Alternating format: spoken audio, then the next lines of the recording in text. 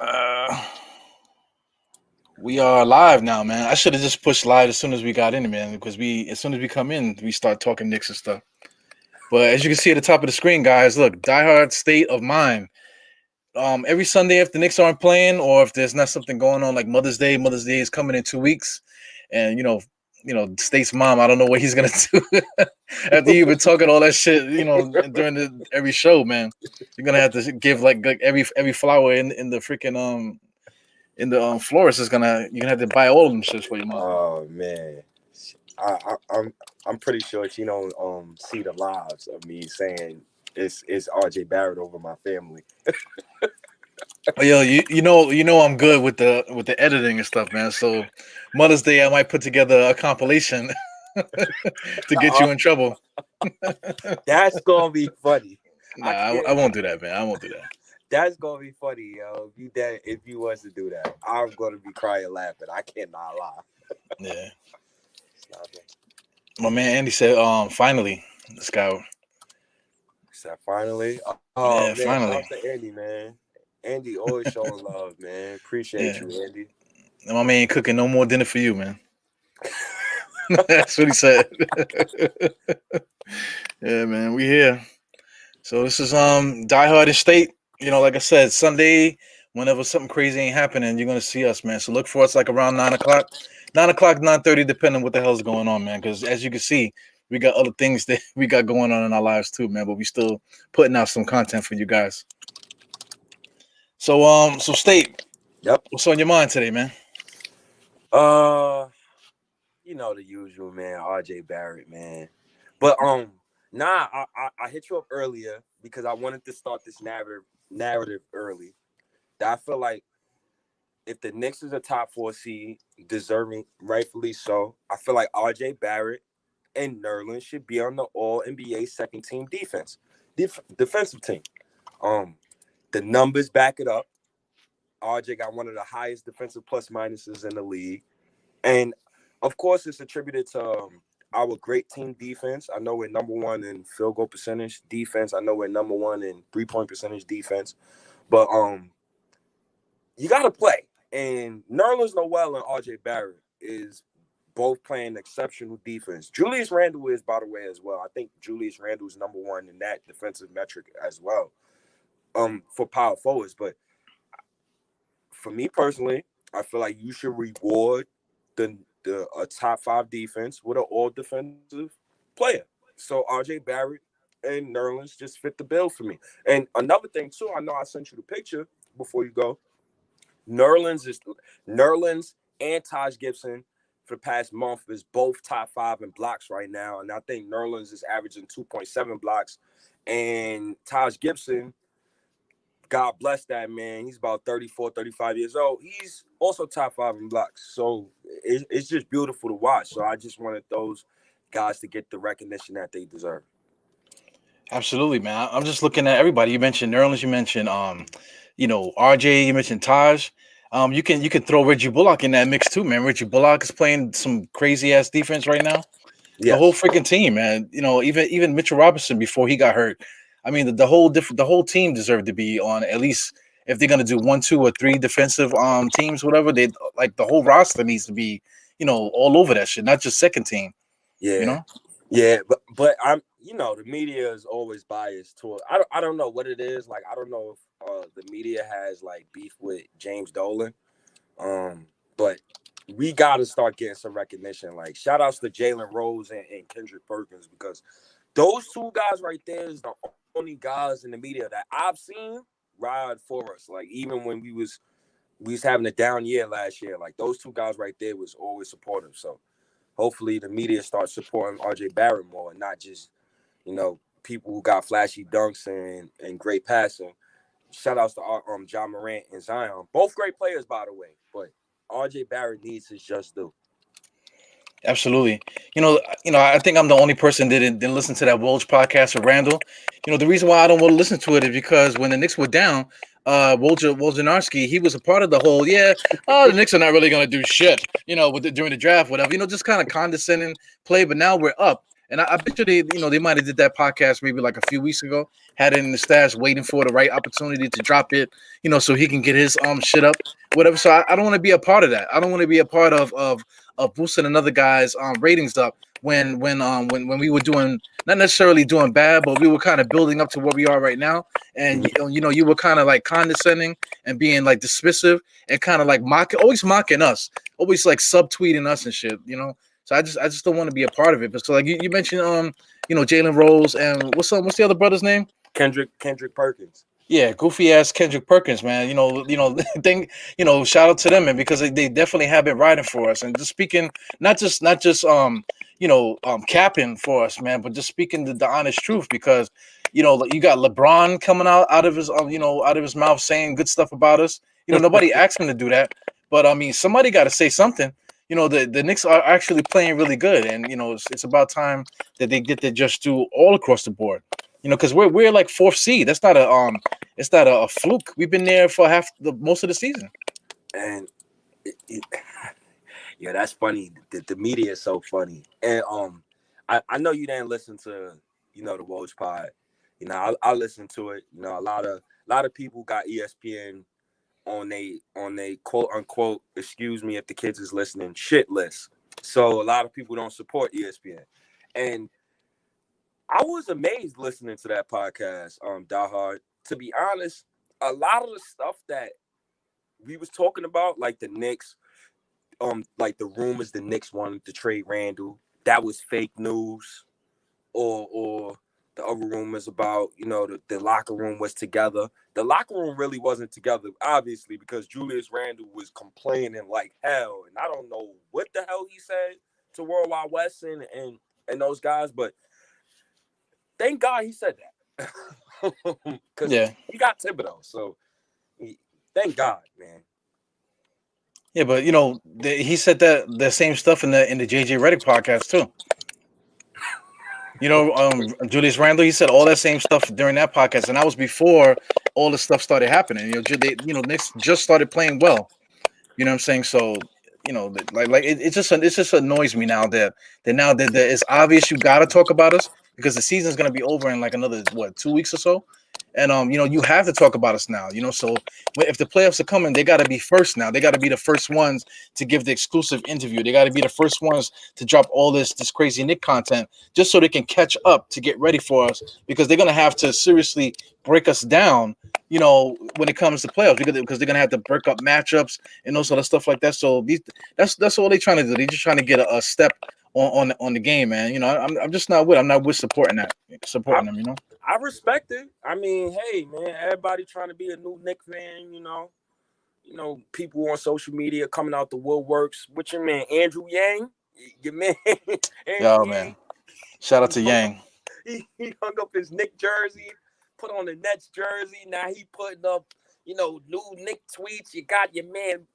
What's this guy who's arguing with Durant? What's his name? Who's arguing? Michael Rappaport.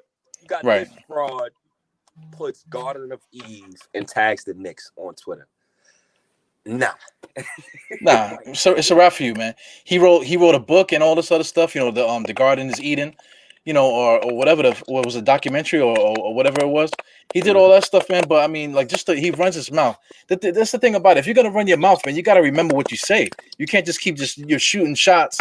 Like, people are not gonna remember what you say, or like you can't just you're just gonna walk the street and people are not gonna call you out on the stuff that you say. So you gotta be very careful with stuff like that, man. And just like, I'm not talking about hands and feet and that type of thing, but just for the simple fact of just checking guys, just letting guys know, man. Like, like you said before we came on here, the whole barbershop thing. Everybody's trying to get the energy of that barbershop stuff, man. But we are the barbershop. You know what I'm saying? The barbershop. All these entities, they copy off the barbershop, but we are the barbershop. You know what I'm saying? So if guys gonna come in the barbershop, talking that jump, you gotta say, yo, man, you getting your hair cut or what, man? Get the fuck out of here with that dumb shit. You know what I'm saying? Like, we don't want to hear that. You definitely gotta check guys, man. Man, yo, just before you recording, like, I'm gonna repeat it again, like, dudes, you would not go in a barbershop and say some nonsense like RJ Barrett got a 57% true shooting percentage, because the OG's gonna kick you out. Like, sometimes it's about just watching the game, like, and just throwing the numbers out. And if you watch these Knicks, throw the numbers out. I know that RJ Barrett, his steal numbers ain't high. You know, I know his block numbers ain't there. But if you watch him, that man can defend. And boom, shout out to Tommy Bear. You know, he puts out a tweet. The Knicks are the only team in the league to rank in the top 5 in both defensive rating, 107.2, and offensive rating, 116.5 in April. So we're number 2 in offense right now in April. And we're top 5 in defense in April right now. And that's beautiful to see. And the Knicks lead the NBA in net rating this month and has outscored their opponents by 119 points in 13 games they played. We gotta get 2 of these dudes on the all defensive team, bro. We got to, bro. Absolutely. Yo, and not for nothing too. Like we're everyone was talking about that we need a shooter and we need a point guard and it's like that. The Knicks pass the ball really well, man. You know, for a team passing and just you know, we're like a low possession game team because we don't push the tempo and things like that. But we're still shooting threes, man. We got Julius Randle shooting 41, Barrett 38, Reggie Bullock is shooting 40, Alec Burks is shooting 40, Derrick Rose is shooting 36. Oh, You know my what I'm saying? goodness. Even like I want to see Alfred Payton's 3-point percentage the last you know during this streak because he's actually been knocking down threes this year. I mean, not Yes. this year, but during this like little stretch here. You Mm-hmm. know, Emmanuel quickly shooting 38. Kevin Knox is 39%. You know, Frank Ntilikina's at 47. It's like, yo, we got a team full of 3-point shooters. You know, so it's like it's not even about like just watching. You don't watch games. It's like you're not even looking at the stat sheet either. You're just ignoring the black and white right in front of you, the facts right in front of you. You know, we're not capping. You know, I got a whole bunch of caps in this drawer. We're not capping like that. This is Nah, facts. This is just facts of life. You I, know. I, I hope I sent you that pic when it's talking about. Damn, I probably didn't send you that pic, but you know, it's right in front of me. Now, back to Julius Randle real quick. This man, first of all NBA second team, by the way. That's what I'm proclaiming for him right now. All NBA second team, by the way. And he's the second best power forward in the Eastern Conference. So I'm gonna give that man his respect. And as loud as my disrespect was to Julius Randle, I'm gonna make sure that my flowers that I give to him is loud as well. And Julius Randle ranks in the top 10 in scoring, rebounding, assists, and made threes in April. The only player to score more points is Steph Curry. And Julius Randle was 27 of 54 from deep over the Knicks' last 7 games. And the Knicks, remember I told you how the Knicks was top 10 in 3-point percentage, but they're like the bottom 5 in attempts? I think Tibbs heard me, yo. Because every single game, I think we, like after that conversation we had, we've been shooting at least 25 3-point attempts per game. And I'm happy, bro. I am happy, man. Despite Alfred Payton still wet in the bed. Yeah, man. You know, we can't. I mean, he's the weakest link out of everybody that we have really playing outside of Obi. Even though Obi's like giving his all, he's definitely playing hard and stuff like that. But you know, out of the main guys, you know, he's the only one that we could talk about that's really not like up to par with everybody else. But at the same time, he still plays well, man. There's some times in games where he could find that layup, or he can make that defensive play, or sometimes he get that pass to the next guy or whatever, so they can make a play. You know, he still sets the table a little bit. You know what I'm saying? To give the ball to Derrick Rose to set the to finish games, and Alec Burke too. We're missing him, but we're still winning even though we're missing I ain't one of our better players. Excuse me. I ain't missing Burks. I'm good. I don't need to see him no more. I'm sorry, dog. Like his ball hogging is. I'm good. I like but what he's Rose and quickly doing. Yeah, Rose and quickly been playing pretty good, but I mean, still, man, we still could use that extra dude, and Alec Burke for nothing, he kind of was setting the table for a couple games. He won, I want to say he won like maybe 2 or 3 games, when he was on Three. that maybe 2. He won like 5 games for us this year. I'm not even going to lie, bro. He won Yeah, a couple games for us. Matter of fact, I remember the game. Remember the game he went ballistic and it was him and Frank on the court, and he scored like 22 in the fourth. Like oh my God, Yeah. that man could get hotter than T-Mac when he hot. Oof. Yeah. Like you call him, he's like baby Harden, right? Or what you? I didn't think you said it that nicely though. He was like, every once in a while, Alec Burke puts on a Harden, impersonation. He But I be mean, trying. yeah, he be trying, man. I mean, we need him, man. Right now there's no report saying it, but I think he got COVID. You know what I'm saying? So we're gonna have to wait for him to get healthy and stuff. But the Knicks are on a streak without a full team, so I'm expecting to see Alec Burks towards the end of the season, and then if we can make it through the first round of playoffs, we might actually see Mitchell Robinson at some point. You know what I'm saying? So every so often we're gonna get another boost. Burke comes back, Mitch Robinson comes back. So that's like potential for us to ride a wave. The just the same thing like we had in '99. Even Miami got hot towards the end. You know what I'm saying? So they got healthier. Guys got hot from three. You know what I'm saying? So it's just like a steady progression, whatever. So we might be on the same kind of Cinderella pace that we could ride this wave. As far as you know, I know you're laughing, but I mean it's capping crazy, man. But why not? Because people have been talking so much junk about how the Knicks this, that, and the other, but we've been in the same spot all year. Like we're the fourth seed now, but we've been the fourth seed a couple times this year. You know what I'm saying? We dropped down to like maybe the 8 or 9, but then we'll always come back up to that fourth spot. You can't kick us out of it, man. So this is not like a fluke. So who's to say the Knicks don't get healthy eventually and then catch fire? Next thing you know, Listen, the Knicks are undefeated this season, 17-0 when they shoot above 48% from the floor. If the Knicks are, as long as Randall sets the table every first quarter, we got a chance to kick every team ass in the NBA.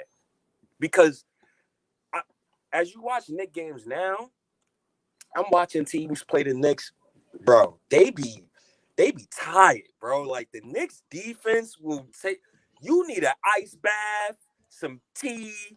You might need a chopped cheese, some grape soda. You gonna need a lot after that Knicks game because dumb boys can defend. And when I think about guys like Julius Randle, that dude constantly barreling into you, taking away your energy. Barrett, bully ball, constantly barreling into you. Then you got Bullock.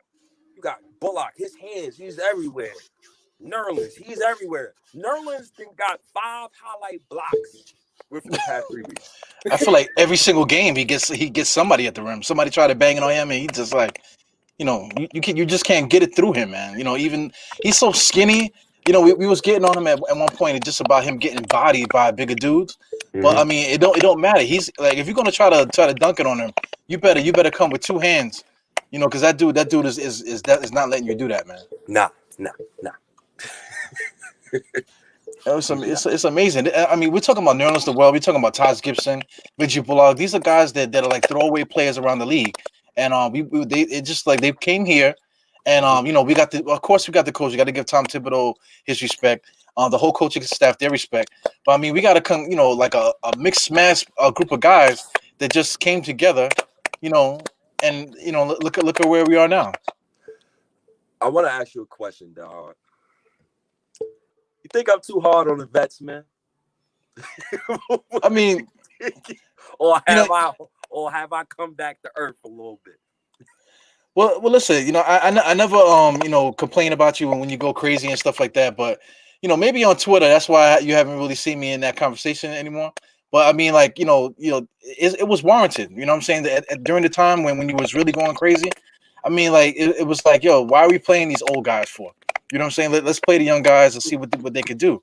But I mean, this year just surprised everybody, man. So if you was looking crazy earlier, talking badly about the vets, and then fast forward to now, who knew we was going to be here? You know what I'm saying? So everybody, got a story about what they were saying in the beginning and what they're saying now, man. So it's all a part of the whole fun of this whole thing. I believe I sent you a picture, and that picture that I sent you was the first 60 games of last season, and I believe the second picture was the first 60 games of this season. And I believe we was at 18 games. We won 18 games at that time. Yeah. And look at us now. Like, we're around 33 wins right now. Like, this is magical, bro. Like, I never thought that we would be winning this much. But I never thought Julius Randle would be this good, bro. It irks me, bro. And it irks me even more because of what I had to endure last season from this man. It pisses me off even more. I don't understand.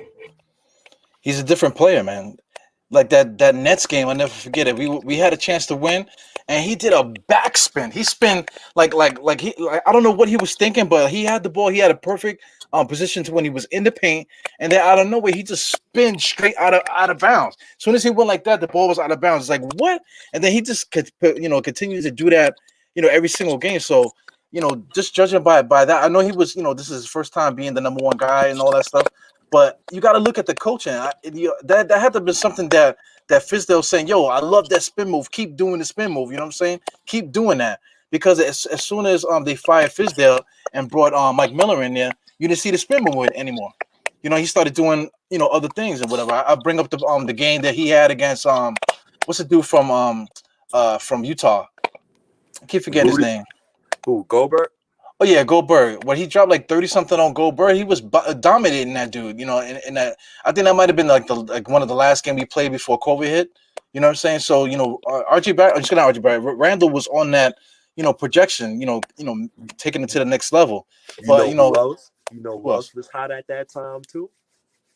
Randall was hot though, but my boy Frank just dropped 20 and 10. I remember that. Yeah.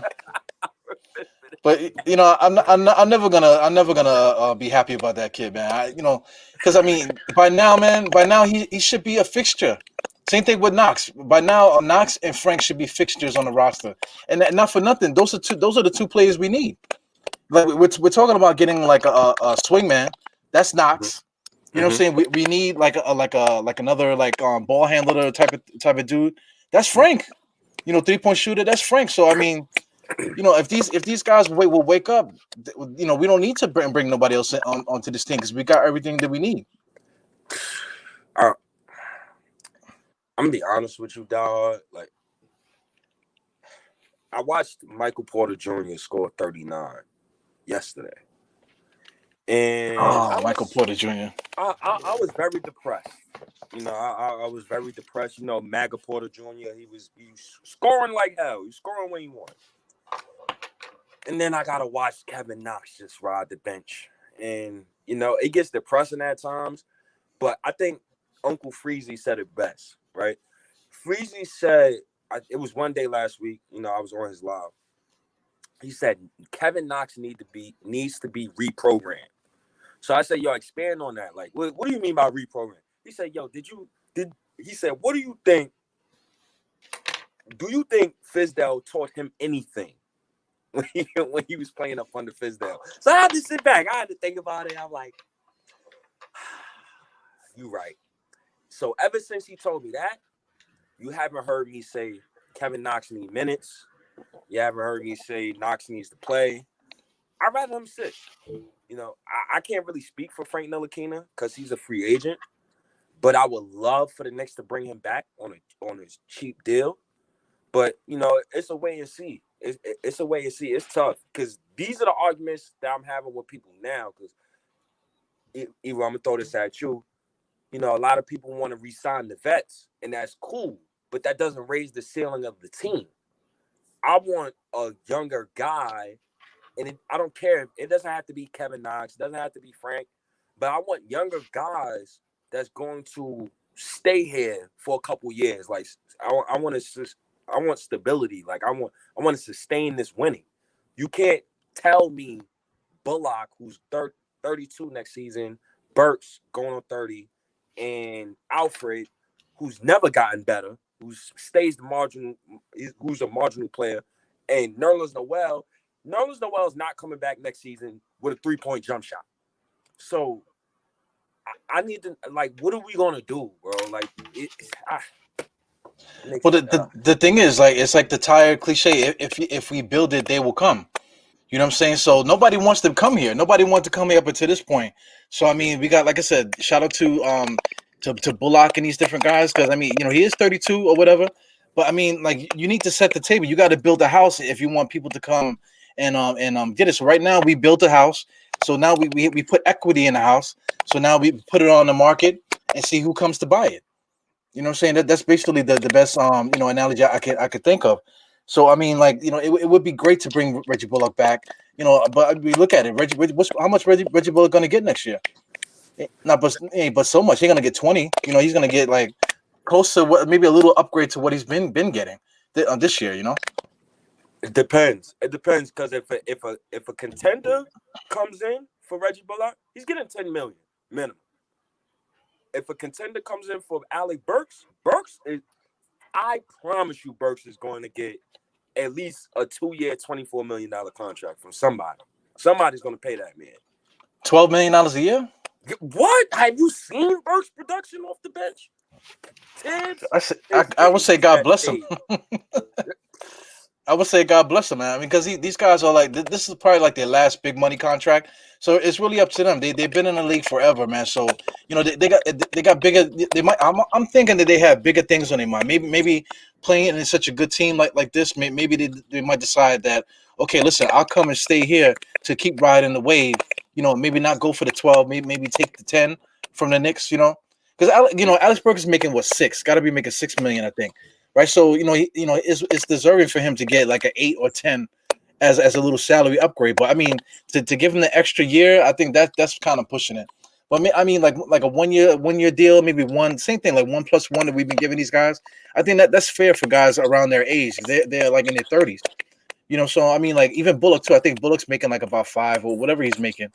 Not how much is he making? 5 million. Okay, Reggie Bullock making 5 million. So I mean, if he gets 8, from us, as the little upgrade, that's not so bad. Because I mean, you look at it like this: the Knicks have $60 million in the bank. So right off the bat, you're talking about $15 million, for those guys just to keep them around. That's something that we don't really have to put too much emphasis on. Same thing like Randall. We don't gotta give him an extension. We just have to worry about adding the other pieces that we want. Whoever's available to upgrade the roster, because like I said, we got Knox and we got Frank. We could wait for those guys to develop, or we can sign guys that we want to fill in those spots, man. So the Knicks are in a good spot. So we really can't put too much emphasis on what these veterans are doing, because their salary is not so like crazy where we have to really plan for that. Yeah, it's not crazy. Like, we could always, get from under those contracts. You could find Reggie Bullocks and Alec Burks. Like, you could find those guys off the street, in my personal opinion. Yeah. So it's not gonna be hard to replace those guys. You got to be careful with the chemistry too, man. What we've been doing. Yeah. We don't want to have to just build it again. Because go ahead. No, because we got lightning in the bottle now, man. So I would hate to get rid of it and then have to just figure it all out again. And what you just said aligns with my theory of stability.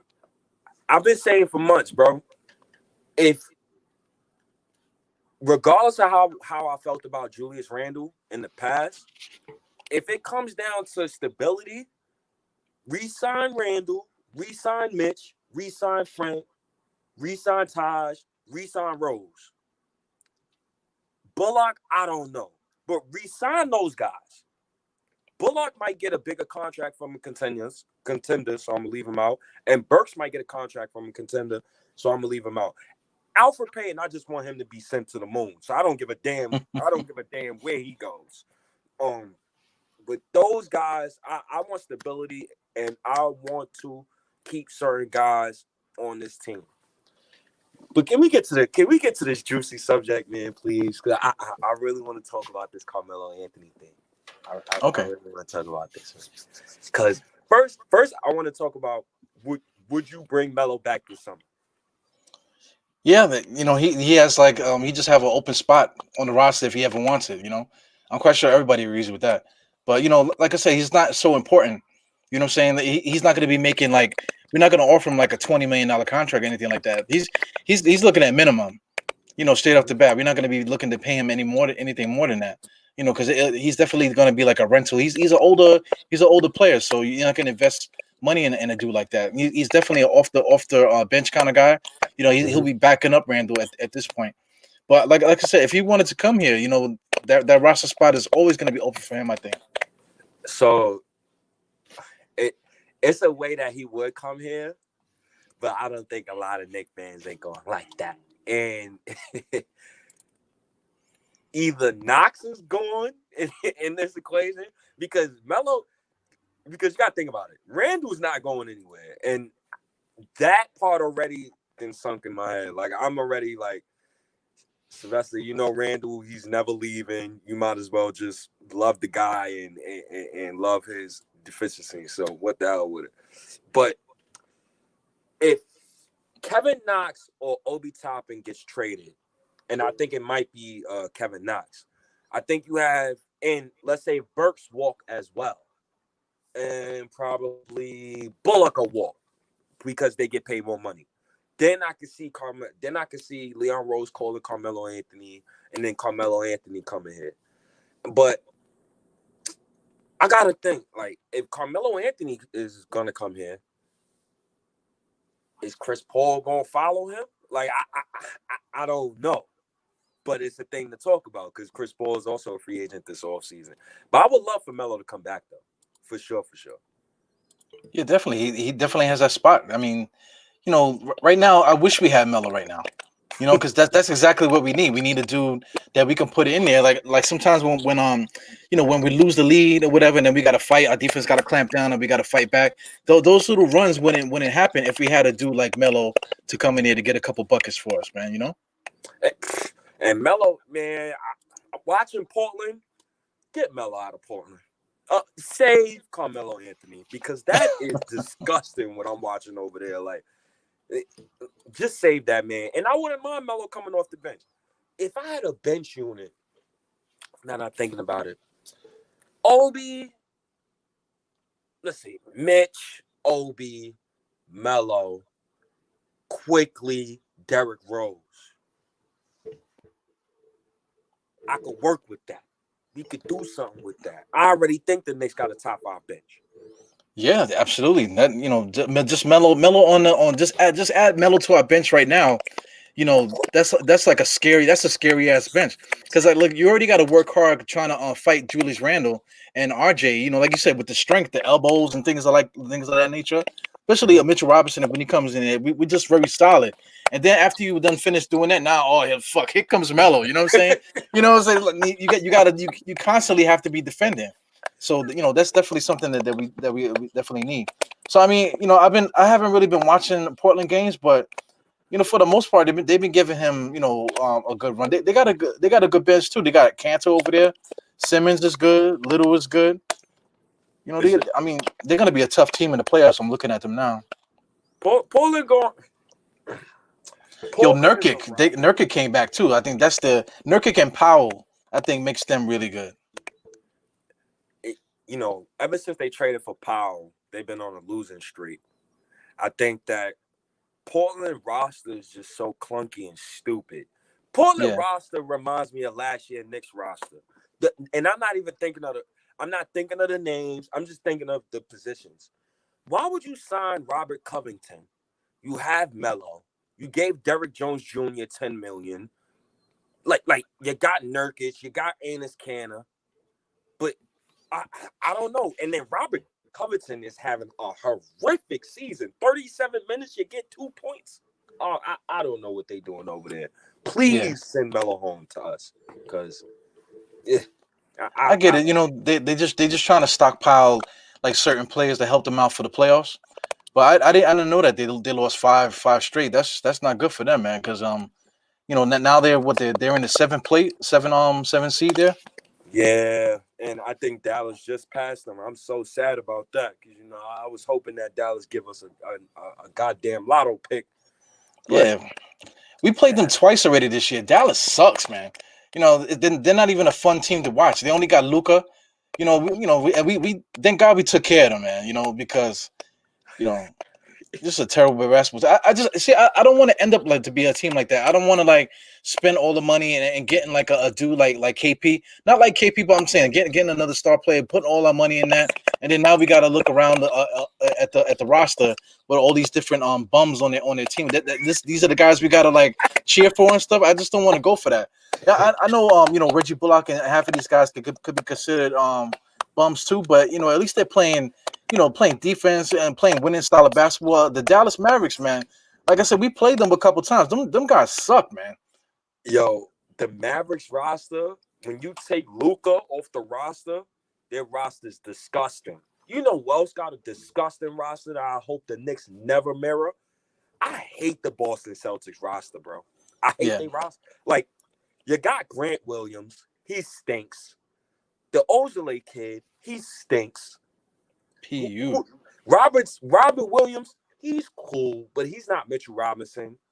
Then you got Tatum and Brown, cool, but that's not winning you nothing. That's not winning you nothing. And I don't want Leon Rose to be like Danny Ainge. You know what Danny Ainge did? I'm gonna give you an analogy, dog. He's like the weed man who'll get he'll get the good batch of weed, right? But he'll just let the weed sit in his crib. He's not gonna sell that weed. He's gonna let it sit there and sit there and sit there. And then after 2 years, he looking at the weed and it's like, damn, I still got this here. So I don't want Leon Rose to be that guy. Man. I totally get that. I totally get that analogy, man. Like Danny Ainge is like half baked. The dude who was sleeping on the couch. You're like, who the fuck is that on the couch? And he gets up and goes take a piss. He's like, oh, who the fuck was that? Yo, that was Danny Ainge. That was Danny Ainge. How long he was sitting on the couch? You know what I'm saying? That's Dan. I definitely don't want that to happen, man. Because like you're right. They got a roster full of garbage. You know what I'm saying? Like right now they got Garbage. Kemba Walker they traded for, but Kemba Walker is not the same dude anymore. You No. know, if you want to talk about offense, their offense is trash. They just come down and they just play 1-on-1. Whoever gets it. Tatum got it, go 1-on-1. Brown got to go 1-on-1. Walker got to go 1-on-1. Fournier, same thing. It just whoever gets the ball, that's who goes one. They go 1-on-1. I hate that style of play. Yo, this roster is, oh my goodness. So you got Carson Edwards, Luke Cornett, Taco for Evan Fournier. What you doing with that? What the hell was Danny Ainge thinking? So I'm happy we got guys like Bullock and Burks and guys Grant Williams, Tremont Waters. What the hell is going on over there in Boston? Romeo Langford, by the way. Before 2019 draft, dudes were saying Romeo Langford got a higher ceiling than RJ Barrett. The man averages 2 points per game. So, 2 rebounds, 0.7 assists. You know what I'm saying? I forgot who he was talking to. They care more about their dreads than their careers. You know what I'm saying? Because he got the dreads and stuff. So, guys, you got to be careful the guys that get dreads because they're more concerned about getting the right color to match the jersey. They want to make sure to get it twisted up properly and all this. You know what I'm saying? You got to be very careful when you pick guys like that. pretty boys, man. Pretty Yeah. boys. So, about Carmelo Anthony, I know we was getting off the railroad tracks and all that. Carmelo Anthony in 2013 and 2014, either year, both of those years, but preferably the 2013-2014 season, the season where the Knicks won 54 games, or was that 2012-2013? Somewhere around there. Yeah, somewhere around there. There's so much Knicks stuff, whatever. So Carmelo Anthony averaged 27 points, 8 rebounds, and 3 assists per game, 38 minutes per game, and he was basically playing the 4 next to Tyson Chandler. Yeah.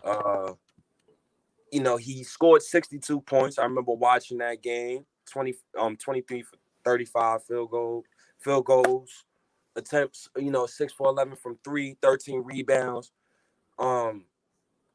Melo during his time here, he was a great player.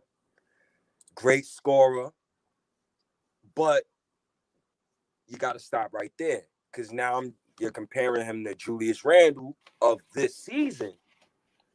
Randle, and it's tough for me to say this, but Randle's a better defender than Melo, and Randle, his defense ain't all world golly.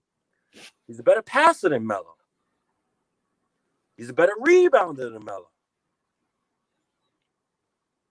I want to say 3-point shooter, but I'm going to be very respectful. And I'm not going to say 3-point shooter or mid-range shooter. I'm going to just be respectful and I'm going to stop right there. And also, you got to think about it. Randle has the worst supporting cast than what Melo had. Melo had way better players around him than what Randle has right now. So I think I'm going to still give it to Carmelo Anthony out of respect. But it's a tough battle. It's a tough battle because Melo didn't get these triple doubles like Randle was doing. He wasn't the leader the way Randle is. So shout out to Julius Randle. But I'm gonna be respectful and I'm gonna say Melo. Yeah, I mean it's a tough conversation to have, man, because like the year before the 50 something game season, we were a losing team, and the year after we were a losing team. You know what I'm saying? So it's lightning in the bottle. That all has to do with all the Melo's flaws. Like you talk about the leadership and the passing ability. Not just just the simple fact that that Randall might be a better passer. It's the fact that through leadership he's actually using his players. That was the whole problem with Melo. Melo gets the ball and it's just jabs to pump fake spin move. He's gonna get his shot off. But Randall will do the same thing. But at least the simple fact that he's using his plays, he'll pass it, and then the ball eventually comes back to him. That's the only thing that Phil Jackson and whoever else was coaching him was trying to get through his mind. Even back with George Karl days, they wanted him to use his teammates. Because he's already like you can't guard him at all. That's Melo's mindset. You can't guard me. I am the best shot on the court. But at the same time, you gotta trust your teammates because those are the ones that's gonna get you to where you want to go, get you to the finals and things of that nature. And it was the 2012-2013 season. Excuse me, by the way. That was the season I was thinking about. The season when he averaged 28.7 points per game. That season, he led the NBA in scoring. And then he had Steve Novak, got Prigioni, Ronnie Brewer, Chris Copeland, Sheed, Solomon Jones, Marcus Camby, Kurt Thomas, Quentin Richardson, Tyson Chandler, J.R. Smith, Raymond Felton. You know what I hear as I'm reading off these names? What I hear in my brain? Leadership. Yeah. That's all I hear. Leadership.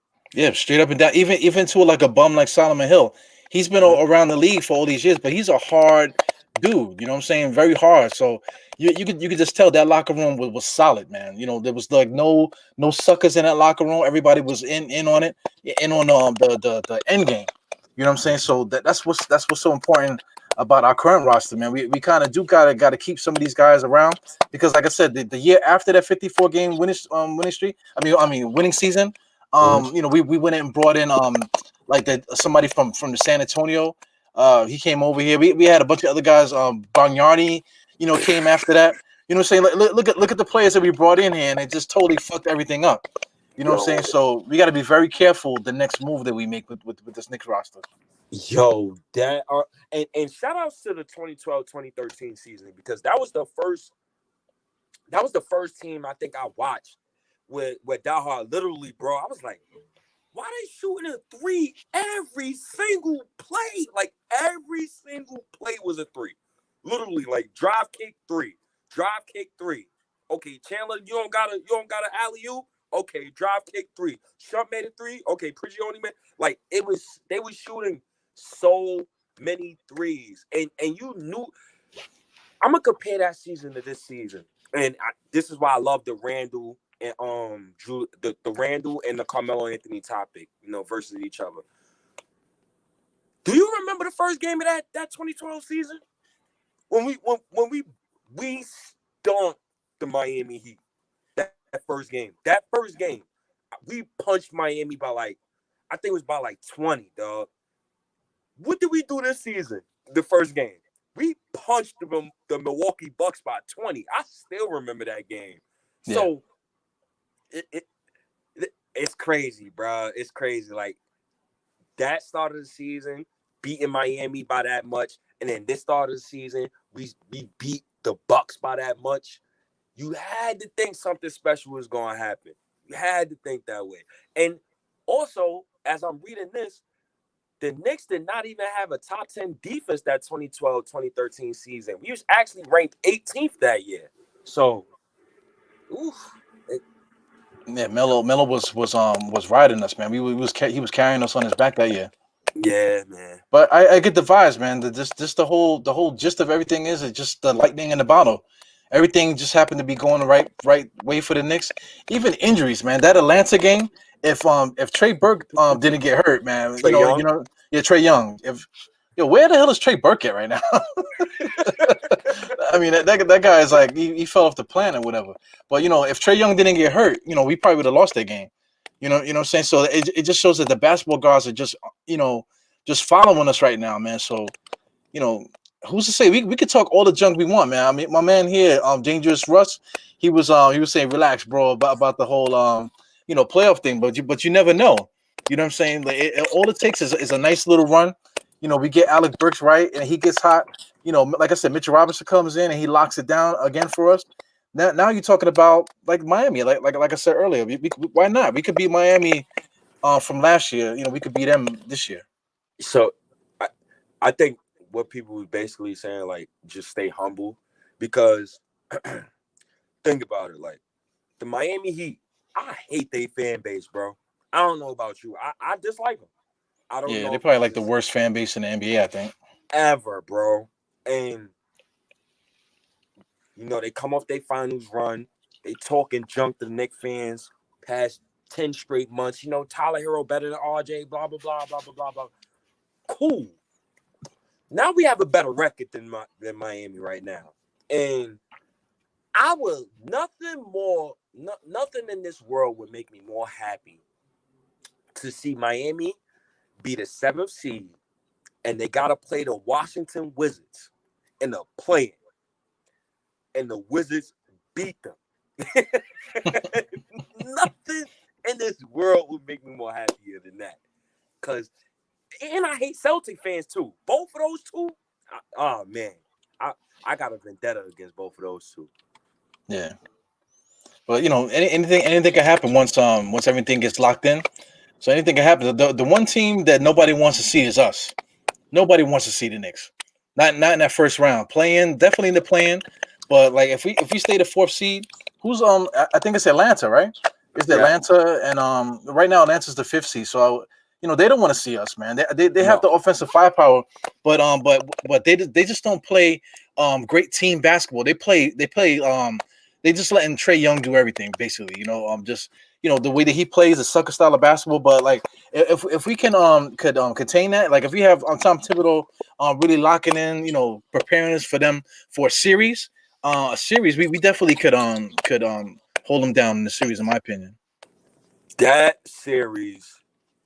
First of all, Alfred Payton cannot play in that series. He is not the starting point guard of a playoff team. So I'm hoping that when the playoffs start, Derrick Rose is in that starting spot, and I'm hoping that Alec Burks is back by that time, so he could be the point guard coming off the bench. But I want to see Frank play. I want to see Frank just lock Trey Young down in a playoff setting. Like I've seen it in regular season settings. Regular season don't count. Playoffs count. And I would like to see that in the playoffs. But the funny thing with the NBA did, and I'm looking at our schedule, they gave us a West Coast trip that is about 6 games long. And it begins with the Houston Rockets, the Grizzlies, the Nuggets, and the Suns. So if we could get past that, then we could definitely talk more about having home court advantage. I think the fans is going to matter too. The fans that we got, just avoid the playing, man. That's what we need to do. Avoid that goddamn playing. I'm hoping Julius Randle has enough in the tank to carry us through this whole season. the same way Melo carried us through that 50 to them 53 wins. I'm hoping he could do that. Yeah, I'm hoping we got the Bulls next. Oh no, we got excuse me the Suns. We played the Suns twice. We got the Bulls, the Rockets, the Grizzlies. You know, a couple of these teams, even like the Spurs, the Lakers might end up saving some guys at the end. You know what I'm saying? So I mean, we still got a chance to have a solid record, man. So you know, I don't care that we're on the road because we've been actually playing pretty decent on the road and stuff. So you know, this we got a lot of things going for us with this Knicks team. Yeah, especially on the road. But we even better at home. I noticed that. Like these guys is not scared to play at home no more. Or is it just me? Like, but last year it seemed like when I was watching the Knicks. Well, previous years it seemed like when I was watching the Knicks, they seemed like they always play to lose. They Yeah. never played with confidence. They never played happy. And I'm watching this team, and they look like they don't give a shit who comes in that Madison Square Garden. Like, they're going to give you a fight, bruh. Yo, Fizdale was the worst, man. He was like there's that meme where we getting blown up by 30. I think it was by the Bucks or something like that. Oh, And he's like having the time of his life while we getting blown out. he's like And this. yeah, and then that same game that you referenced about Tom Thibodeau when we blew out the Bucks, Tom Thibodeau was pissed. You know what I'm saying? How are you pissed at a 20 point blowout? So you know that just shows you the difference between just the mindset of the two different teams, man.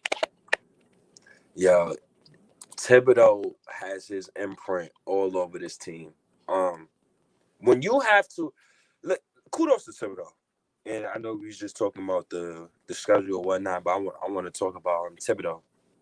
You know, Thibodeau has been he's like an angel from heaven. Like he's like that scene in the Superman movie where all the people was just reaching up at Superman. Like that's Thibodeau right now. Like Thibodeau has the Knicks fourth seed in the Eastern Conference right now, on the way to the playoffs. But the thing that had me like, wow, he had to lock the gym. Thibodeau, we talking about the madman with no kids, no wife. His kids is the Knicks players. This man had to lock the gym from the team and give those dudes a day of rest. And guess who was the kids who said, nah, we still going to the gym? Of course it would be Kevin Knox. Of course it would be Emmanuel Quickly. Of course it would be RJ Barrett. They still want to work. At the game, yesterday's game. After the game is done. Guess who's on the court shooting? Kevin Knox, Obi, Frank Ntilikina. That's Tibbs, bro. That's Tibbs. That's his culture. That's his culture. I'm loving it. I'm not used to this. Well, shout out to Randall too, because Randall brought that Kobe mentality too. Kobe taught him, the fact that everywhere you go, you got to find a gym to get some extra work in. So he's brought that leadership, over from his past experiences too, man. So that can't be understated too, man. Because like we comparing Melo and Juju. Melo didn't bring none of that when he came over here. Melo's cool. Melo's probably one of the coolest guys on the planet, probably. You know what I'm saying? But when it comes to basketball, he just didn't really have it like that leadership thing. He might have it now, in his older age. But I mean, at the time when he was the man, he wasn't thinking of the game like that. Personality-wise, like Melo, Melo don't look like the type of dude that'll come in the locker room and be like, rah, rah, we gotta fucking win games. We gotta do this. We gotta do that. Blah, blah, blah. Blah, blah, blah. Melo the type, he'll go in the locker room. Yo, fellas, man, just look, man, we good, right? We lost. Understand we lost. We're going to come back next game. We're going to give it our all. Just come into practice tomorrow. We good. We just good, fellas. We good. And I don't want my leader like that. Yeah. I want my leader to be a madman. Yeah. Or just be crazy. You could tell that Randall got that. Like I made that meme with the Debo shit. You could just tell that Randall was just like he's just not playing. He's not play. I'm not playing no games and shit. Look, we got a game coming. You already know I'm putting the work. You know what I'm saying? You know, it is what it is. He's that type of guy. You know, that leadership where you just got to get on board. You know, yo, one of these guys is put up here that the Hawks are beating. Well, they actually beat Atlanta 111 to 104. You know what I'm saying? So I mean, stuff like that. We just beat the Hawks. We saw how the Hawks play. Yeah. I don't like the way they play. We beat the Bucks. I think what twice this year? Did we beat them twice? I can't remember. Now we beat them twice. One Yeah, of the games, I think we beat them so bad. One of the games, Thibodeau emptied the bench like I think Tibbs emptied the bench like 5 minutes left. right. You know, the point I'm trying to make is that I'm not worried about none of these teams, man. Like look at them fighting amongst each other, and they you mean the Bucks can't handle the Hawks? They can't put away the Hawks. And what's the name? Giannis played. He had 31 and 14. So Giannis played. Holiday played. Holiday had 19 and 11. Middleton had 23 points. Lopez had 11. You know, everybody did their thing. And you mean to tell me you lost to the Hawks? You know what I'm saying? So I'm not worried about none of these teams. I ain't scared of them. Because I mean they're not on our level of defensively, and they're not on our level coaching wise. You know. Yo, I strongly agree with you. And also, I've been saying this for years, bro. Coach Bud is a fraud. He been a fraud when he was in Atlanta. He been a fraud since he was in Milwaukee. He's gonna stay a fraud. Giannis did himself a disservice by signing that contract. Chris Middleton is a third option. Yeah. When people say, when I used to say, Randall's the fourth option on the championship team, Giannis is looking like a good second option on the championship team. And then to make it, I'm gonna go even further in my slander. A guy said to me yesterday, I don't know who it was, somebody in the thread, in the Knicks Twitter thread. I don't know who it was. But they said Julius Randle is a better offensive player than Giannis. Yesterday, I was like, nah, man, get the hell out of here. And I'm looking, now I'm thinking about it, he might have a good point. Yeah, he does. He has a great point. Yeah, I'm gonna blow you up too, man. I'm gonna compare Giannis to KG in Minnesota. You know what I'm saying? He gave KG made a mistake and gave all his life to Minnesota and wasted all those years with them playing. They had him with Tom Gugliotta and all these other fucking bums. Look at the Bucks, Middleton, Lopez, Holiday, all these guys. They're a bunch of bums. You know what I'm saying? This is who you invested your the best years of your life on, and they're not even trying to help you out at all. You know what I'm saying? So I think Giannis is going to end up being like KG again, and end up getting traded to another team down this is down the line once his career starts to wind down and shit. So and then like you said, KG, he didn't start winning until he was like the second option. What's his name? Paul George was more than likely their second option, and they had Ray Allen. You know what I'm saying? So that's it's going to end up being a similar situation that way. And not for nothing, it would be nice for him to be on the Knicks with that. RJ as the number one option. All our guys getting old, and we bring Giannis in on the next, not this run, but the next run. The next run. Yeah. So when you say that, all right. So let's separate it then. So this run is currently Julius Randle's run. Yeah, Julius and RJ and them guys. Yep. And then, so you're saying that when RJ's around 24, we're gonna slowly transition to RJ Barrett and start another run. Absolutely. I think that's definitely what's going to happen. Okay. It'd be crazy in hindsight if Julius Randle is still on the Knicks and he becomes Zion Williamson's vet. It's possible, man. We was talking about that. I kind of got bent out of shape about Chris Broussard and the stuff that he said. But we're talking about something that's going to happen like not even it's going to be like 3 to 4 years from now.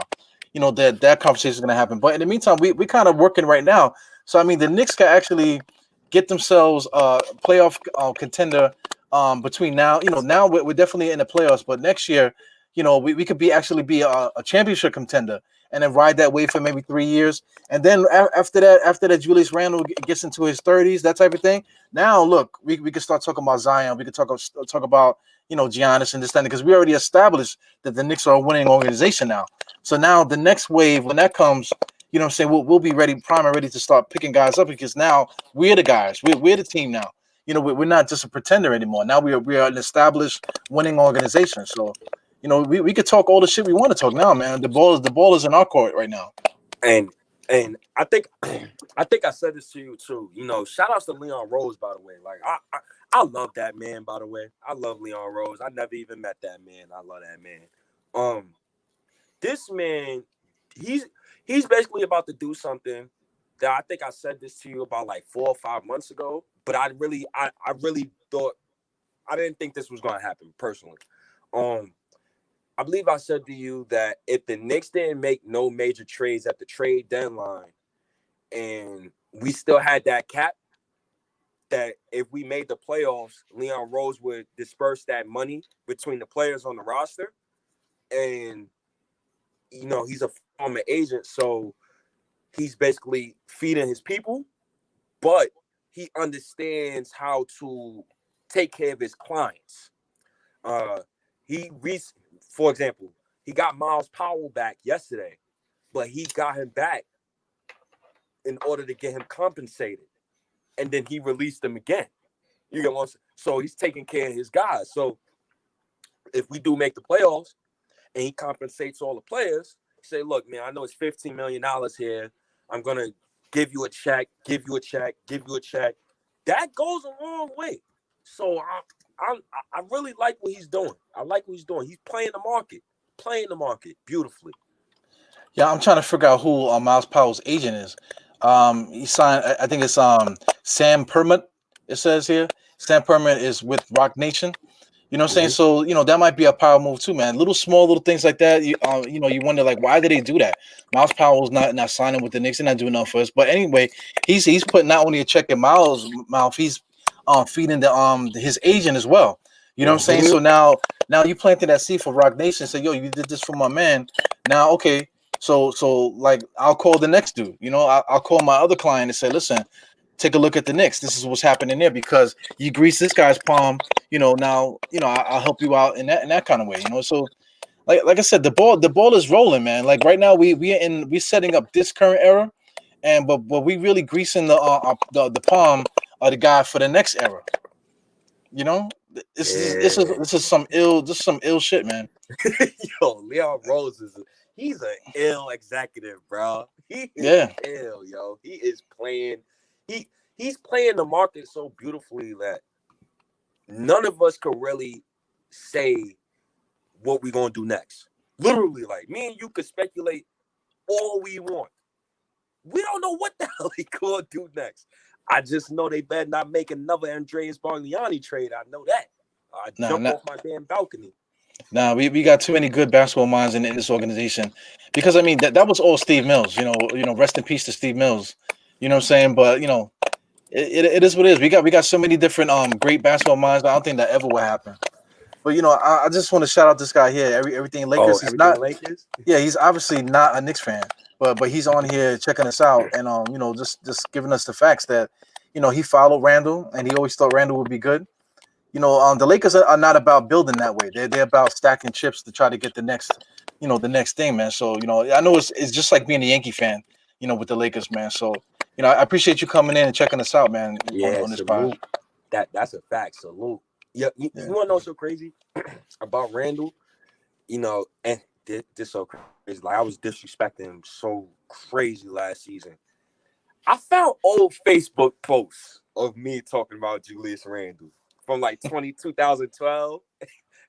And then one of the posts is saying, watching Big Dog Randle go for 22 and 11 with 4 blocks. So, I don't know. My love for Randle is just slowly getting there. I really loved him in college when he broke Kentucky's rebounding record. I watched every game when he was on Kentucky that season. I loved that man that year, and I loved him on the Lakers too. He was a good player. Yeah, he was good. Yeah, one more thing, Kobe Kobe said he's a mix between Lamar Odom and Zach Randolph. Yeah, Spot pretty on, much mama. spot on. Yeah, rest in peace to Kobe, man. Kobe was a savant. You know, he talked well about all those young guys, man. He saw the potential in them, but the Lakers are just not that team. They're not looking to develop young people or wait. They're not just not that team, man. They're always gonna be looking for that to bring that big star to come in. They always been that way. So what are we? That's the question I gotta ask you. What are we? What are we? How do we win our first 2 chips? Yo, right now we're doing something we never did. We're doing something that we never did historically ever, not since the '70s. Bing, bing. You hit it on the nose. You know where I'm going with this, Die Hard. How did we get those chips? Build through the draft and get key pieces in free agency. You don't need to go trade crazy. Julius Randle and drafting Barrett and hiring Thibodeau was like the Powerpuff Girl mix. Sugar and spice, everything. It's all in one. All in one.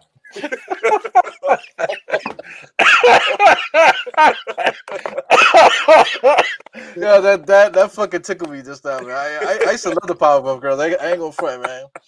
Yeah, man. Fucking Mojo Jojo and him. him is mad funny. Oh man. Oh man. But yo, you definitely hitting it right, man. It's like because I'm gonna touch on this too, man. I was talking about now setting up this era for the next era. You know what I'm saying? So back when we won that first championship, we definitely did it through the draft. We drafted you know I can't think of the guy's name, but the captain, Willis Reed. We drafted Willis Reed. We had a bunch of different guys there, and then we drafted Clyde, and Bill Bradley and those guys. But then we also traded for the Butcher. A couple other moves that we made also too, man. So that set up the first run, but the second championship run was totally different. You know what I'm saying? We went and got Pearl. We traded for Pearl, and what's the other guy? I can't think of his name too, but he was like he had just finished leading the league in rebounding the year before. You know what I'm saying? So we can't get that next team until we build the first one. You know what I'm saying? So building that first Knicks team and getting Rex Holman and all that stuff was just the setup. And then the next, for us to build only like 2-3 years later to build the next joint, man. So it's a lot of parallels to that thing, and it brings us back to tradition. Passing the ball, team basketball, defense, and all that stuff. That's the tradition of the Knicks that we need to bring back, and we definitely are on that road right now. Yo, that Knicks team: Willis Reed, Walt Frazier, Dave DeBusschere, Bill Bradley, Earl Monroe, Jerry Lucas. like Jerry Lucas, yeah, that's the guy I was thinking about, the rebounder. Tom Riker, Hawthorne Wingo, Phil Jackson. Yeah, Harto Wingo. That's like Frank Ntilikina, right? Because back in those days, my pops was telling me, he said, "Yeah, we used to like him, but he wasn't. He was whack. He wasn't like a good basketball player. But it's just that the fans loved him so much. You know what I'm saying? He was like Frank. Oh, Yeah. now Frank is. Yeah, I'm gonna let y'all have. Yeah, I'm gonna let y'all have y'all Frank jokes, man. It's cool, man. It's cool. I'm gonna let y'all have y'all Frank jokes. Henry Bibby and Yeah, Dick Henry Barnett. Bibby. Yeah, Dick Barnett. That song "Fallback Baby" right there. And yeah, man. That was a good team right there. That was a good team right there. And it's crazy because in the playoffs that year, Willis Reed, the former MVP. Shout out to Willis Reed, the greatest center in Knicks history. No disrespect to Patrick Ewing. Mm-hmm. Walt Frazier, 22 points per game. Dave DeBusschere, 16 points per game. Bill Bradley, 14 points per game. Earl Monroe, 16 points per game. Willis Reed, 12.5 points per game. But what I'm getting at is 1, 2, 3, 4, 5. You got 5 guys averaging double-digit points. 5 guys you could go to get a bucket. And a lot of those, and it began with Willis Reed and Walt Frazier, your draft picks, your foundation. I like what the Knicks is doing right now. I'm gonna say this to you, dog. I think I think I loved Kevin Knox and Frank so much. It skews my opinion on vets. So I'm gonna learn how to love quickly and Obi differently than those two, and not really give them a lot of excuses. That's what I'm gonna try to do. I got you. But we just gotta put everything in perspective. The same way like that team was built. RJ. He's our number one guy. Then quickly he came in. Not everybody's gonna be like the big star because I mean we drafted Phil Jackson also too. He was drafted on the same draft that Clyde came in. So I mean I'm quite sure they had like a lot of stuff on Phil. They thought Phil was gonna be a certain player, but he ended up being who he ended up being, just a guy coming off the bench. In this thing. So everybody has their role to play in their history. In this whole thing, man. Everything is valid, man. But we just gotta just be patient, man, and just let the basketball gods do what they do. You know what I'm saying? Because we definitely on a road path right now to something really really great. So, last thing, and I'm gonna get out of here because I know this lady. I know she like, where the hell is Mensa at? But I don't know how you do it, man. I was racking my brain because I was working the other day, for like the 1 o'clock game. So I'm like trying to figure out how am I gonna get out of here to do this thing. But I mean I can't do it, man. I don't know how you do that. I literally, like before we recorded, I literally made sure every single area was complete. like, Yeah, I go, I double my work just so like I could have complete free time, and I don't want them to call me at all. So yeah, that's my thing. I'm used to it now. I'm used to it now. We've been doing this live show for like a couple months now, so yeah, I'm getting used to it. yeah. Okay, I don't want to cut you off when another one of my stories. Go ahead. Nah, keep the stories coming, man.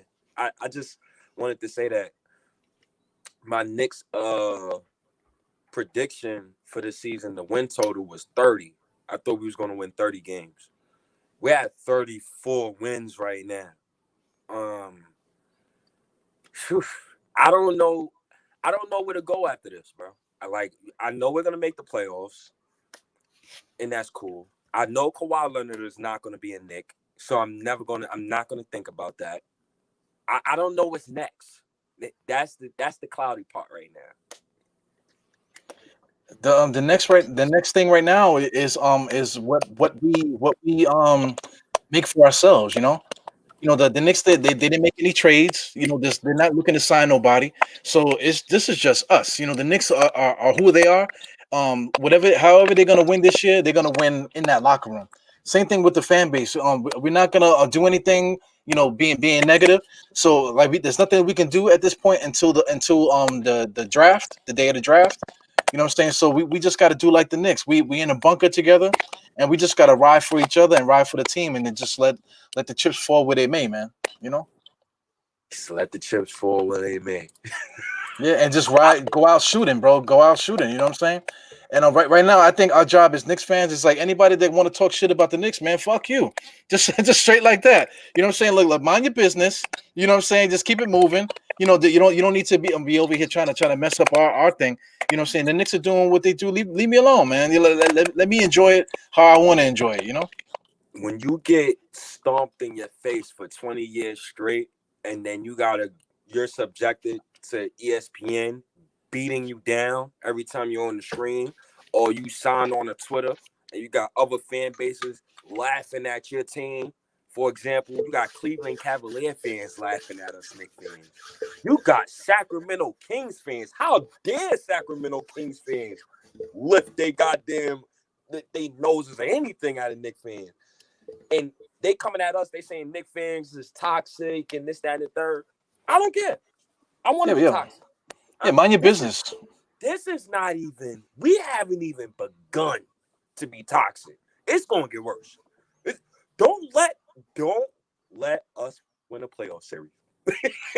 Don't let us win a playoff series. If we win a playoff series, man. there's nothing you could ever say to us. We're gonna be flying around like Neo at the end of the Matrix series, man. We're gonna be like freaking Goku and the freaking thing. We're gonna be, flaming. You think you see the guys celebrating now outside the garden? Wait till that shit happens, man. Yo, Crazy. yo, man, this is so beautiful, man. Watching watching his team just show out, defend every night. Watching Julius Randle, I already said this to you, but I gotta say it again, and I'm gonna keep saying it. Julius Randle has he's the only NBA player that I've ever watched that I've seen been so ass from one season to the next season where he is like, wow. He's wow. He is that special right now. He went Yeah. from trading him for Marvin Bagley and Buddy Hield to most improved player, all NBA second team, and I'm pumping that. He's all NBA second team. And he might get some MVP votes. Shout out to Julius Randle, man. Yeah, this is what it is. Yeah, but before we get out of there, I know you're a Harlem guy, man. So I want to throw this at you. What do you think about like a nickname for the team, the Knicks set? Because I'm tired of saying Knicks tape. I don't say Knicks tape no more. Knicks tape is old, man.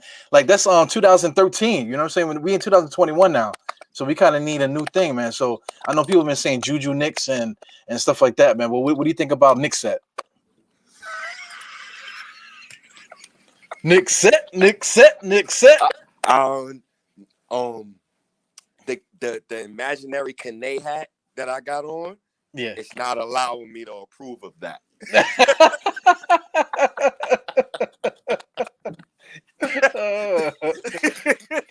Yeah, I had to throw it out there, man. I know, you're the ambassador right now, man, for the area and shit. So I had to throw it at you.